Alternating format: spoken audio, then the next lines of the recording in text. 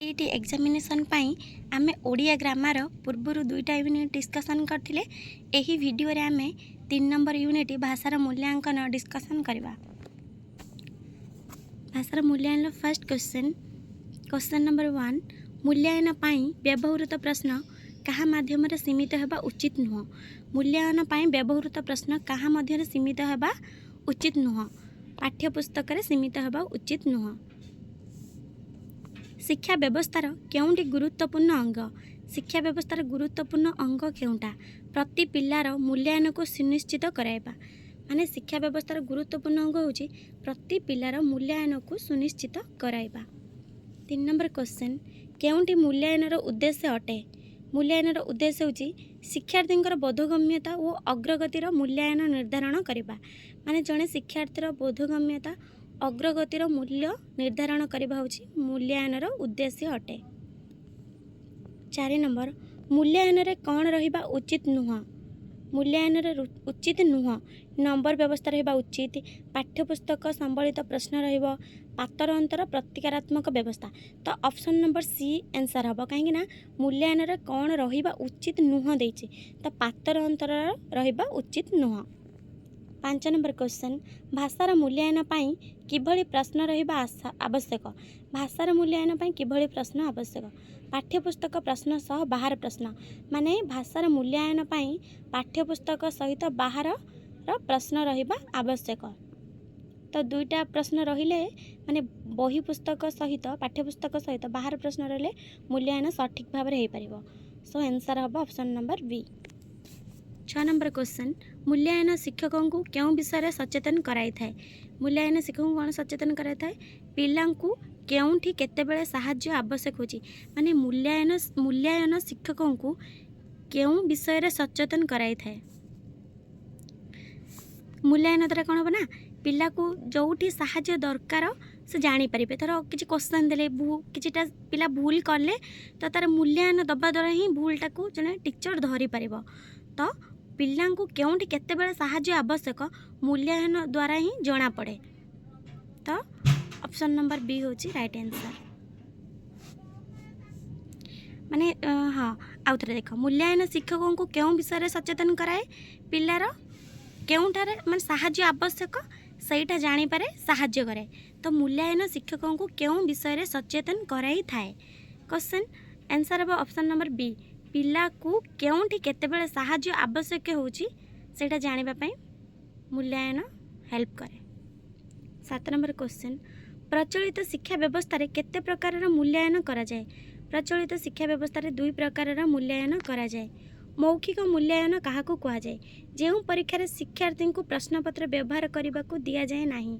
माने मौखिक मूल्यांकन माने मौखिक माने जोटा कि डायरेक्टली कथोपकथन द्वारा जो मूल्यांकन हुए तो माने किछि हमर बहिर प्रश्नपत्र किछि दरकार नाही सेटा कोनी मौखिक मुहरु।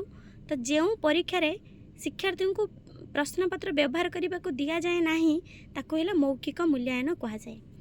मौखिक मूल्यांकन कहा माध्यम रे करा जाय थाए कथोपकथन बा साक्षात्कार माध्यम रे। मु कहली माने मौखिक मूल्यांकन माने मुहरे डायरेक्टली टीचर्स किछि क्वेश्चन पचारती स्टूडेंट तारे आंसर दियंती किछि पढ़िबा हो कि किछिटा कलर विषय रे हो एमते माने किछिटा क्वेश्चन पचारिबे पिला तारे आंसर दबो माने साक्षात्कार भेटा भेटी हे कि जोटा माने डायरेक्टली कथोपकथन होंते सेडा होची मौखिक मूल्यांकन। तो मौखिक मूल्यांकन रे कहा माध्यम रे करा जाय थाए कथोपकथन बा साक्षात्कार माध्यम रे होय थाए। मौखिक परीक्षार उपकारिता कौन साक्षात्कार जनित भय दूर हवा। माने मौखिक रे हमको कुछ लिखा को दिया जाए नहीं तो हमको डायरेक्टली टीचर स्टूडेंट माने भेटा भेटी कि किछटा क्वेश्चन पचारती टीचर्स माने तो डायरेक्टली स्टूडेंट माने टीचर मानक सहित साक्षात्कार जनित भय दूर हुए। डायरेक्टली किसी क्वेश्चन पचारती टीचर स्टूडेंट उत्तर दिए यह द्वारा पिला मानकर डर शिक्षकों प्रति टिके कम हुए। तो साक्षात्कार जनित भय दूर हुए मौखिक परीक्षा द्वारा। मौखिक परीक्षार उपकारिता होची एटा। तापरे क्वेश्चन नंबर 11 लिखित परीक्षा रे केउं प्रकार प्रश्न रहिबो नाही। लिखित परीक्षा मौखिक प्रश्न तो लिखित परीक्षा ना लिखिबा आमे तो मौखिक प्रश्न कम पाई रहिबो मौखिक प्रश्न रहिबो नाही। लिखित मूल्यांकन कहा माध्यम रे होई थाए। लिखित मूल्यांकन ऑप्शन नंबर ए प्रश्नर उत्तर खातारे लिखिबा को लिखित मूल्यांकन माने प्रश्नर उत्तर खातारे लिखिबा को पड़े। 13 नंबर गठनमूलक मूल्यांकन क्या कहुए गोटे प्रसंग रे आलोचना शेष जो मूल्यांकन कराए माने गठनमूलक मूल्यांकन जितेबाला गोटे प्रसंगर आलोचना चली तार शेष जो मूल्यांकन हुए ताकू गठनमूलक मूल्यांकन कहुए। गठनमूलक मूल्यांकन उद्देश्य केउटी ऑप्शन नंबर सी शिक्षण प्रक्रिया रे थिबा दोष दुर्बलता जानिबा माने गठनमूलक मूल्यांकन द्वारा जड़े शिक्षण प्रक्रिया रे दोष दुर्बलता को जानि परिबो। प्रवीणता परीक्षण कौन पाठ्यपुस्तक बहिर्भूत माने प्रवीणता परीक्षण होची पाठ्यपुस्तकर बहिर्भूत अटे। उपलब्धि परीक्षण कौन केतेक निर्दिष्ट पाठ को शिक्षार्थी केते ग्रहण करिछि जानिबा। उपलब्धि परीक्षण द्वारा आमे केतेक निर्दिष्ट पाठ को शिक्षार्थी केते ग्रहण करिछि जानिबा सेटा होची उपलब्धि परीक्षण। समन्वयी परीक्षण उद्देश्य केउटी समन्वयी परीक्षण उद्देश्य केउटी गोटे दक्षता मापिबा को आमे कहबा समन्वयी परीक्षण माने समन्वयी परीक्षण उद्देश्य होची गोटे दक्षता मापिबा। पोर्टफोलियो मूल्यांकन रे शिक्षार्थी कौन प्रदर्शन करा जाय थाए माने पोर्टफोलियो मूल्यांकन द्वारा शिक्षार्थी कौन प्रदर्शन करा जाय थाए शिक्षार्थी एकाधिक क्षेत्र में प्रचेष्टा अग्रगति और उपलब्धिर प्रदर्शन माने पोर्टफोलियो द्वारा जड़े शिक्षार्थी है एकाधिक क्षेत्र में प्रचेष्टा अग्रगति और उपलब्धिर प्रदर्शन जापारि थाए।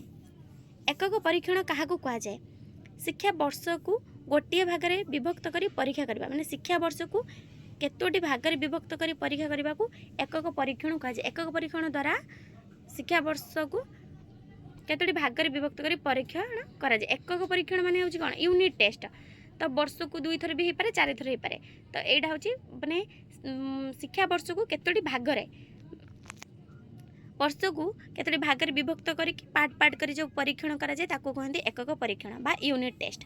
एकक परीक्षण पई शिक्षक केउं दिग प्रति सचेतन रहिबा आवश्यक। एकक परीक्षण पई पिला प्रत्येक मूल्यांकन किपरि प्रस्तुत होची प्रत्येक मूल्यांकन किपरि माने एकक परीक्षण पई शिक्षक केउं दिग प्रति सचेतन रहिबा आवश्यक। टीचर्स केमिति सचेतन रहियो पिला प्रत्येक मूल्यांकन माने एकक परीक्षण माने वर्ष को 2 थर कि 4 थर हो पारे तो प्रति मूल्यांकन माने प्रति परीक्षार तार केमिति मार्क रखुची हैला ताहा द्वारा गोटे पिला को प्रस्तुति करि परिबो तो आंसर हबो ऑप्शन नंबर बी। 21 नंबर गोटे शिक्षा वर्ष को केतोटी एकक रे भाग करा जाए जेमति कहली 2 ରୁ 4 गोटे शिक्षा वर्ष को केतोटी एकक रे भाग करा जाई थाए 2 बा 4टी। केउं परीक्षण बा यूनिट टेस्ट भाव में परिचित एकक परीक्षण यूनिट टेस्ट भाव में परिचित। सामग्रिक मूल्यांकन क्या कहुए वर्ष मझिरे जो परीक्षा करा जाए तो सामग्रिक मूल्यांकन क्या कहुए वर्ष मझिरे जो परीक्षण करा जाए ताहाको सामग्रिक मूल्यांकन बोली कहुए। मातृभाषा शिक्षण रे केते प्रकार शिक्षण उद्देश्य थाए मातृभाषा शिक्षण रे 2 प्रकार शिक्षण उद्देश्य थाए।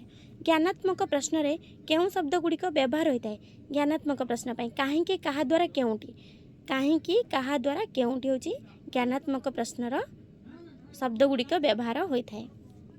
केउंटी संक्षिप्त उत्तरमूलक प्रश्न संक्षिप्त उत्तर माने जोटी क्वेश्चनटा लॉन्ग थिबो सेठी आंसरटा शॉर्ट आसीबो तो तेजे संक्षिप्त उत्तरमूलक प्रश्न माने एमती को क्वेश्चन अछि जहार कि आंसरटा संक्षिप्त उत्तर रे आसीबो केउ प्रश्नर तो ऑप्शन नंबर बी कहीं देख ए रे महाभारत कृष्ण का चरित्र एटा लॉन्ग रे आसीबो बी दे जन्मभूमि को कहीं माँ सहित तुलना करा सर्ट रे आसीबो गोटे धाड़ी रे आंसर हो पार 1 लाइन क्वेश्चन आउ आंसरटा 1 लाइन रे आ सी अछि कहा को सूर्य मंदिर कहुए एटा भी लॉन्ग रे आसीबो जातीय पताकार महत्व प्रतिपादित कर एटा भी लॉन्ग रे आसीबो तो देछि केउंटी संक्षिप्त उत्तरमूलक प्रश्न तो आमे जानिले जोटा होछि क्वेश्चनटा लॉन्ग रे माने क्वेश्चनटा लॉन्ग थिबो तो आंसरटा शॉर्ट आसीबो जेमति के संक्षिप्त उत्तरमूलक जो प्रश्नटा लॉन्ग थिबो आंसरटा शॉर्ट थिबो तो एठी देछि जन्मभूमि को काहेकि माँ बोली तुलना करा जे प्रश्नटा लॉन्ग अछि तो यार आंसरटा हो संक्षिप्त गोटे लाइन ले भी आमे लिखि परिबो तो आंसर हो ऑप्शन नंबर बी। 27 नंबर केउंटी बोधज्ञान भित्तिक प्रश्न अ लगाई 2टी शब्द लेख एटा होची बोधज्ञान भित्तिक प्रश्न केउंटी बोधज्ञान भित्तिक प्रश्न अ लगाई 2टी शब्द लेखिबा होची बोधज्ञान एगुड़ाक हेनी कहीं छोट सापर विषय एगुड़ा सब किसी हेनी। 26 नंबर क्वेश्चन उच्चतर श्रेणीर दीर्घ उत्तरमूलक प्रश्न उत्तर आनुमानिक भाव केते शब्द भितर हेबा उचित माने उच्चतर श्रेणीर दीर्घ लॉन्ग टाइप रे माने केते शब्द मध्य लिखिबा उचित आनुमानिक 30 रु 50 गोटे लॉन्ग टाइप रे हमें 30 रु 50 शब्द ही लिखिबा ठीक। क्षुद्र उत्तरमूलक प्रश्न रे उत्तर आनुमानिक भाव केते शब्द भितर हेबा उचित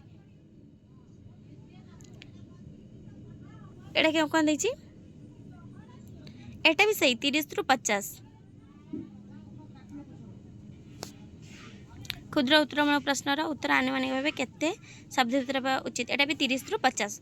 वस्तुनिष्ठ प्रश्न काहाकू कहा जाए वस्तुनिष्ठ प्रश्न काहाकू कहा जाए यार उत्तर न थाए वस्तुनिष्ठ रे यार उत्तर न थाए।